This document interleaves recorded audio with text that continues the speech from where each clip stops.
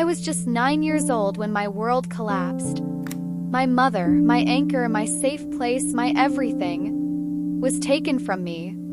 People said she went to a better place. But no place could be better if she wasn't with me. She had been fighting cancer quietly. She didn't want me to worry. So she smiled through the pain, held my hand through her treatments, and still packed my school lunch with love notes. But I knew. I saw the pain in her eyes. I heard her crying when she thought I was asleep. And one night she called me close, kissed my forehead, and whispered, "Be strong, my little girl, and never let the world steal your kindness." Those were her last words to me. She passed away in her sleep, and with her she took half of my heart. Her funeral was a blur.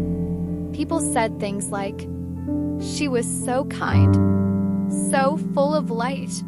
Heaven needed an angel." But I didn't care. I didn't want angels or heaven. I just wanted my mom back. My dad, he was different after she died. Quiet, cold, distant. He buried himself in work and grief. And 6 months later, he brought someone home. Her name was Ankita. She wore expensive perfumes, carried herself like royalty, and never looked at me properly. Dad introduced her as someone who will help us feel normal again. But normal left with my mother. The day she moved in, she looked at my mom's pictures and said, "Maybe we should redecorate a little?"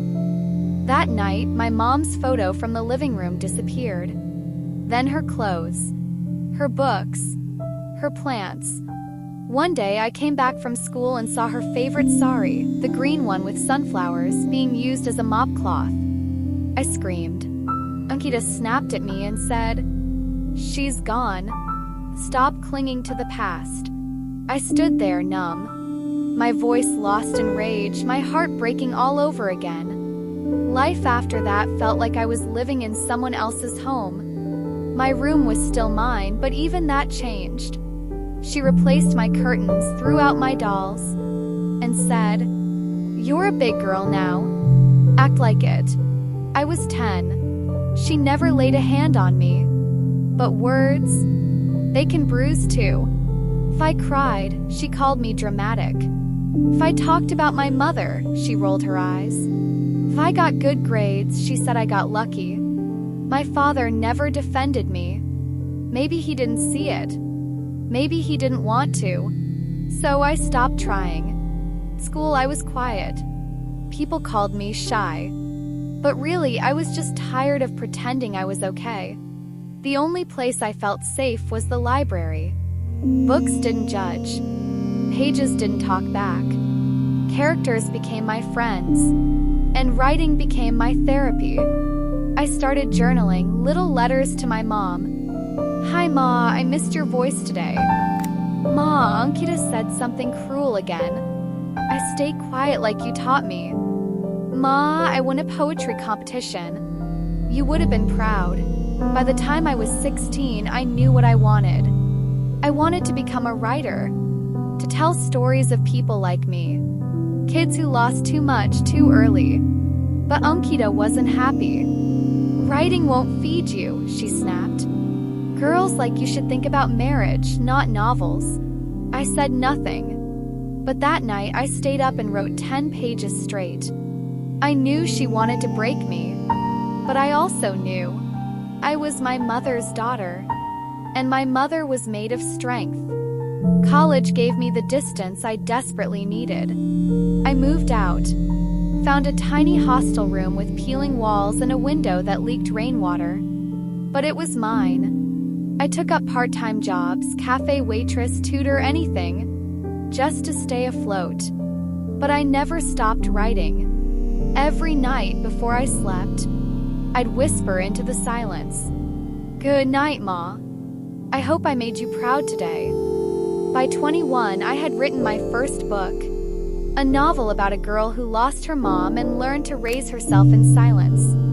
It wasn't just fiction. It was a mirror of my pain.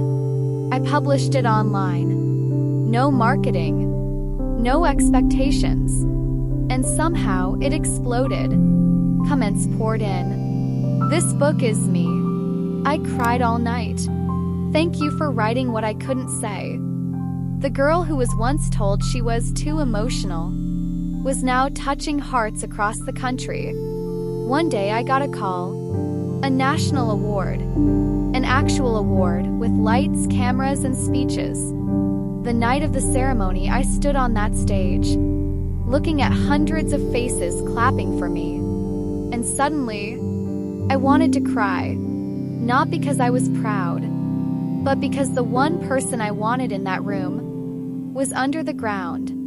I held the trophy tight, took a deep breath, and said, "This is for the woman who gave me my first story, who gave me love when the world was cruel, who told me to stay kind when I wanted to scream. I wish she could see me tonight, but maybe she already is." The next morning, I visited her grave. I brought her favorite flowers, white lilies, and the first printed copy of my book. I sat there in silence for a while. Then I opened to the first page and read the dedication aloud. "To my mother, I lost you too soon, but every word I write carries your voice." The wind moved gently like a soft touch on my cheek, and for a moment I didn't feel alone. To everyone listening right now, if you've lost your mother, I know the kind of pain that doesn't have words. People will tell you to move on. They'll say time heals everything, but they're wrong. You don't move on. You move forward with her love still inside you. You don't forget. You grow around the emptiness. You don't heal. You learn how to live differently. And if you're still hurting today, that's okay. It means your love was real. So cry when you need to. Write letters to her. Speak her name. Celebrate her kindness by being kind, even when life isn't. 'Cause mothers don't die. Not really. They live in how you laugh, how you fight, how you dream. And if you listen closely, you'll still hear her voice. Be strong, my little girl, and never let the world steal your kindness.